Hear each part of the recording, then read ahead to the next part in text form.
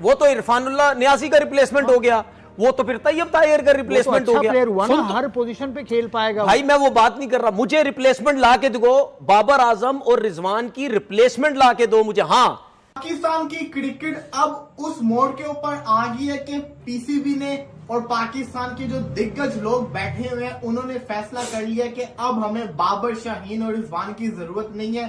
क्या पाकिस्तान की जो पूरी की पूरी मैनेजमेंट ने भी फैसला कर चुकी हुई है कि चाहे जो भी हो जाए हमने इनको दोबारा T20 सर्कल के अंदर नहीं लेकर आना। मुश्किल टाइम आता है तो यहाँ पे डड्डू फैंस बिल्कुल रेडी होंगे, ये लिख के इन्होंने रखा होगा और साथ ही हजारों अकाउंट से पोस्टें आना शुरू हो जाएंगी कि देखो ये है आपकी टीम का हाल। असल में हमारे दरमियान ऐसे लोग बैठे हुए हैं जो पाकिस्तान टीम को बनते हुए देखना ही नहीं चाहते, क्योंकि इनका कोई ताल्लुक ही नहीं है यार कि कौमी टीम की परफॉर्मेंस क्या है। अभी कल मेरे फेसबुक पेज पे चले जाओ, वो मैंने कल रात को पोस्ट डाली थी कि बाबर रिजवान बंगला। फिर सबसे बड़ा सवाल आता है, बाबर को नहीं रखा, क्या बाबर का T20 कहानी अब हमेशा के लिए खत्म हो चुकी हुई है? जो भी है, बाबर आजम को देखने लोग तो आते हैं। पीएसएल में सबसे बड़ा हमें एग्जांपल मिल गई है, स्टेडियम खाली होते हैं जब वो आउट होता है, जब वो खेल रहा होता है स्टेडियम भरा होता है। व्यूवरशिप डिपेंड करती है ओटीटी के ऊपर, व्यूवरशिप का काउंट एकदम से गिर जाता है जब वो बाहर जाता है। तो ये इतनी फ्लोर सीरीज के अंदर जब आप बड़े नाम ही नहीं रखते, चलो बाबर को नहीं रखा, किसी और को तो रखते ना बड़े नाम को, लाहौर का शाहीन, उसको भी नहीं रखा। अब्दुल्ला साहब स्क्वाड पे पहले अपना बताएं, उसके बाद बताएं क्या बाबर, शाहीन और रिजवान का करियर खत्म हो चुका है T20 का? देखें, स्क्वाड की जहां तक बात कीजिए, सलमान अली आगा और शादाब खान, हसन नवाज बांग्लादेश के खिलाफ ओपन करते, ठीक है, उसके बाद आपके पास और ओपनर्स हैं, वो ओपन करते, फिर मैं कहता वो ओपन करते, सुन तो लेना मेरी बात, ये ओपन करते बांग्लादेश के अगेंस्ट, फिर मैं कहता हाँ यार नया बच्चा आया है, रिप्लेसमेंट आया है बाबर रिजवान की, अब इसको एज अ ओपनर पूरे पूरे मौके मिलेंगे। भाई मुझे ये बता दो, सुने वाहिद साहिबजादा फरहान, सुने ना, साहिबजादा फरहान पे न जाना, हसन नवाज पे आ जाए। शॉट एक रेडी, मैं तो सुना हुआ, मैंने तो सुना हुआ है। 2 शॉट से फर्क क्या है, इंपैक्ट नहीं क्रिएट हो रहा, समझ रहे हैं ना। बैटर अब 200 का स्ट्राइक रेट टारगेट करते हैं, 200 का। अब एक बैटर 200 का स्ट्राइक रेट टारगेट कर रहा है, एक टीम 200 प्लस के स्ट्राइक रेट से बैटिंग करना चाह रही है, उसमें 120-30 के स्ट्राइक रेट वाला कैसे एडजस्ट होगा? सवाल है ना मेरा, ये एक बड़ा जेन्युइन सवाल है यार। आप अपनी T20 क्रिकेट को किस हिसाब से मॉडिफाई करना चाह रहे हैं? माइक हैसन के बारे में तो मैंने सुना था, वो तो अटैकिंग माइंडसेट का आदमी है और उसने न्यूजीलैंड को डेवलप भी किया है एक अटैकिंग माइंडसेट की टीम में। आप 2014-15 में जब ये आया था हेड कोच, 2014-15 में भी नहीं, उससे उनके टेन्योर में सिर्फ मतलब कभी भी होम सीरीज नहीं हारी, तो वो लेके चल रहे थे एक टीम को अच्छी तरह। और फॉरेन कोच जितने भी होते हैं वो टाइम मांगते हैं। अभी ब्रेंडन मैक्यूलम को वाइट बॉल की कोचिंग दी, इंग्लैंड बुरी तरह से T20 वर्ल्ड कप में कुछ नहीं कर सका जब से वो आए हैं। उसके बाद से जितनी भी उन्होंने वाइट बॉल सीरीज खेली, चैंपियंस ट्रॉफी से पहले आए थे, चैंपियंस ट्रॉफी में कुछ नहीं किया, अभी उससे पहले उनके इतने अच्छे नताइज नहीं आए, लेकिन पेशेंस दिखाया England and Wales cricket board ने और वो बनाने में कामयाब हो जाएंगे टुवर्ड्स T20 वर्ल्ड कप। बिल्कुल ऐसा ही लगता है। साथ साथ उन्होंने ये भी कहा कि किसी भी प्लेयर के लिए दरवाजे बंद नहीं है, लेकिन अगर ये कहता है कि पाकिस्तान के लिए खेलने के लिए बेचैन हूं तो फिर उसको टीम के हिसाब से, सिचुएशन के हिसाब से खेलना होगा। आइए देखते हैं उन्होंने ये क्या कहा।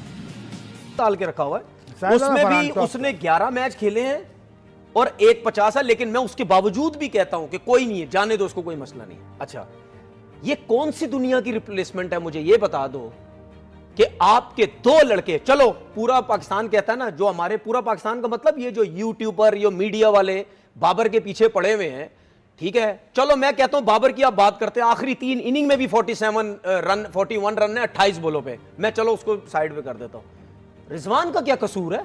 क्या रिजवान T20 में परफॉर्म नहीं कर रहा था? 47 की उसकी एवरेज है, पीएसएल में परफॉर्म किया उसने, फिर पीएसएल में कुछ 4-5वें नंबर पे था, उसका क्या कसूर है? तो देखो, मुझे बताओ ना। कसूर यूं है कि होम सीरीज में आपको नए लड़के आजमाने पड़ते हैं। सर मैं वो बात ही नहीं कर रहा, नहीं ऐसा नहीं होता है, ऐसा नहीं होता। अच्छा ठीक है, नए लड़कों की, सलमान अली आगा के कैप्टन कितना मैं हक में नहीं था, पहले भी नहीं था, अब भी इतना नहीं हूं, लेकिन चले खैर अब क्या कर सकते हैं, आपके पास कोई ऑप्शन नहीं है। लेकिन शादाब खान क्यों क्यों शादाब खान को दोबारा से हमारे ऊपर मुसल्लत किया जा रहा है, वाइस कैप्टन भी बना रहे हैं, यानी कि अब उसने कंपलसरी खेलना ही खेलना है। मैं हैरान हूं कि शादाब खान, मुझे बता दें पीएसएल में क्या उसने किया है। मुझे उसकी कोई स्पेशलिटी, कोई अच्छी, कोई खास बॉलिंग नजर नहीं आई। आपको नजर आई है तो आप मुझे बताएं, आपको कुछ शादाब खान की बॉलिंग नजर आई है? चला है, लेकिन वो पिछले मैच में बास अफरीदी ने उसको 24 में मार दिया था आखिरी ओवर। वही तो भाई, वो नहीं बॉलर उस तरीके का। आपको अब्बास क्या कहते हैं शादाब खान की जगह चाहिए था सुफियान मुकीम।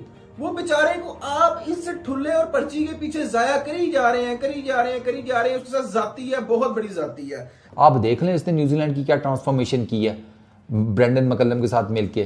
तो वही माइक हैसन यहां पर T20 क्रिकेट में बाबर रिजवान को वापस लाना चाहता है। बाबर ओपनर समझ में आ गया विद साइम, चले ओके फाइन। आप फखर को नीचे ले आए, ठीक है। आप हारिस को भी नीचे ले आए, चलो ओके फाइन। आप रिजवान को इसमें कैसे एडजस्ट करेंगे? बाबर रिजवान से अगर आप ओपनिंग, जैसे हम पहले ओपनिंग कराते नहीं हैं, बाबर रिजवान से ओपनिंग करानी है, वो एक अलग चीज़ है। फिर इन दोनों को खिला लो पावर प्ले में और फिर दुआ करो कि ये पावर प्ले किसी तरीके से अच्छा लगा लें। और ये पावर प्ले के पास लीग में जाने का एक मौका है, अल्लाह करे रिजवान का भी वहाँ कॉन्ट्रैक्ट हो, शाहीन शाह अफरीदी का भी हो, ये सारे जाएं। ऑस्ट्रेलिया एक ऐसी जगह है जहाँ पे प्लेयर जाता है, परफॉर्म करता है तो ह्यूज इंप्रूवमेंट आती है। इंग्लैंड ऐसी जगह है, साउथ अफ्रीका ऐसी जगह है, परफॉर्म करें। और रिजवान और बाबर के लिए वो कह रहे हैं कि दरवाजे खुले हैं। शाहीन का भी यही है, शाहीन को अगले टूर पर अगर बांग्लादेश और वेस्ट इंडीज़ में मिलता है मौका तो वो भी अपना परफॉर्म करें। जिस तरह उन्होंने पीएसएल के आखिरी मैचों में बॉलिंग की आउटस्टैंडिंग, वो पाकिस्तान की टीम की ज़रूरत है। ये सारे प्लेयर जब भी इनको बाहर होंगे टीम को, इनको यही चैलेंज होगा अपनी परफॉर्मेंस बेहतर करें और अपनी जगह दोबारा हासिल करें। फिर इन्होंने एंड में एक और बड़ी इंपॉर्टेंट बात की, बड़े स्कोर को हासिल करने के लिए सिंगल्स लेने से ज़्यादा फर्क नहीं पड़ता। अगर सिंगल्स आप अपने संगे मील के लिए ले रहे हैं तो ऐसे फिर संगे मील का कोई फायदा नहीं है जिससे टीम को फायदा ना पहुंच रहा हो। Let's have a look. 14 and over, you know, a single. अच्छा, आपने 3 ओपनर्स रखे हैं, फखर जमान, हारिस और साइम अयूब, साहिबजादा फरहान। चार ओपनर्स आपने रखे हैं। फिर आपके पास वन डाउन यहाँ पे कौन आ रहा है? आपके पास वन डाउन का बड़ा अच्छा ऑप्शन है बाबर। देखिए बाबर जो भी है नहीं चल रहा है, जो भी मसले मसाइल है उसके, पीएसएल में उसकी तरह फिर भी बेहतर परफॉर्मेंस आनी शुरू हुई है वन डाउन पे। तो बाबर वन डाउन का प्लेयर अच्छा है। मेरा ख्याल है कि स्टेबिलिटी के लिए जो है ना, हमें वन डाउन पे एक बाबर जैसा प्लेयर चाहिए था। यार इस टीम का कप्तान कौन है? सलमान यार, इसकी टीम में जगह बनती नहीं आपको प्लेइंग आपके कैप्टन और वाइस कैप्टन की बनती नहीं है जगह। आपको प्लेइंग इलेवन बताता हूँ। साइम और फरहान ओपनर, वन डाउन के ऊपर आपका फकर जमान आएगा, या तो फकर यार वो ओपनर बनता है यार, फकर ओपनर। साहिबजादा फरहान को फिर वो साहिबजादा फरहान को बिठाना पड़ेगा, फिर हारिस को खिलाना पड़ेगा, तो हारिस वन डाउन आएगा। चलो बिल फर्स्ट फरहान की बात कर रहे हो आप। क्यों नहीं खेला हुसैन तलत? क्यों नहीं खेला इरफान नियाजी? बेंच पे तो थे, तो खिलाओ ना। तो पाकिस्तान क्रिकेट बोर्ड के हेड कोच ने बाबर रिजवान को T20 स्क्वाड से बाहर कर दिया। सिलेक्शन कमेटी ने 16 सदस्यीय टीम का चयन किया है। सलमान अली आगा की अगुवाई करेंगे, जबकि T20 सीरीज के लिए दिग्गज बल्लेबाज बाबर आजम, विकेटकीपर मोहम्मद रिजवान और तेज गेंदबाज शाहीन शाह अफरीदी को बाहर कर दिया गया है। इसके साथ ही पाकिस्तान क्रिकेट का बहुत ही बुरा दिन आ चुका है, क्योंकि ये दिग्गज प्लेयर्स इस कभी चलते भी थे। इस सीरीज के लिए हेड कोच ने नए लड़कों को मौका दिया है, क्योंकि इन तीनों का परफॉर्मेंस पूरे साल कुछ खास नहीं दिखा। इस सीरीज के लिए ऑलराउंडर शादाब खान को उप कप्तान बनाया। टीम में फकर जमान, हारिस रऊफ और नसीम शाह जैसे सफेद गेंद के क्रिकेट के अनुभवी खिलाड़ी भी शामिल हैं। अब लेकिन बाबर रिजवान को बाहर का रास्ता दिखा चुकी है पाकिस्तान क्रिकेट बोर्ड। अब देखने होगा कि इस सीरीज में पाकिस्तान टीम कैसा प्रदर्शन करेगी। 3 मैचों की T20 सीरीज लाहौर के गद्दाफी स्टेडियम में खेली जाएगी। पीसीबी ने बताया कि टीम चयन मौजूदा पीसीएल 2025 के प्रदर्शन के आधार पर किया गया। पाकिस्तान इस वक्त पीसीएल का आयोजन जो हो रहा था उसके आधार पर टीम का चयन हुआ है।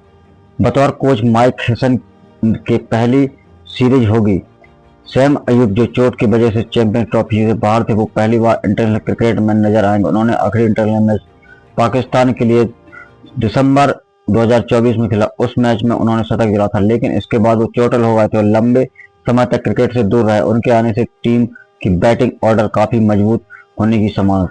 इस टीम के कप्तान सलमान अली आगा, उप कप्तान शादाब खान, अबरार अहमद, अफीम अफरार, फकर जमान, हारिस रऊफ, हसन अली और हसन नवाज हुसैन तलत